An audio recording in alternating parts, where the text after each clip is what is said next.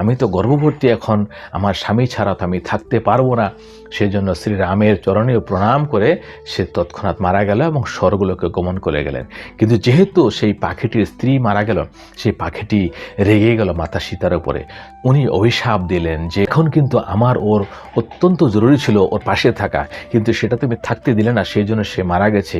দেখো, আমিও এই জন্ম মারার পরে আমি অযোধ্যা নগরের মধ্যে জন্মগ্রহণ করব, আর তুমি যখন গর্ভবতী হবে আমারই কারণে, আমার এই কথার জন্য তোমাকে আবার বনবাস যেতে হবে, তোমাকেও স্বামী ছাড়া থাকতে হবে এই গর্ভবতী অবস্থায়।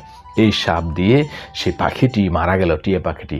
এবং মরে যাওয়ার পরে যেহেতু সে তার থেকে বড় বা জ্ঞানীগুণী বা সব দিক দিয়ে বড়, বা উনি একজন দেবী, সেই জন্য তাকে মনুষ্য জন্ম তো হয়েছে এবং অযোধ্যাতেও জন্ম হয়েছে, কিন্তু নিচু জনিতে জন্ম হয়েছে, অর্থাৎ সে ধোবির ঘরে জন্মিয়েছে।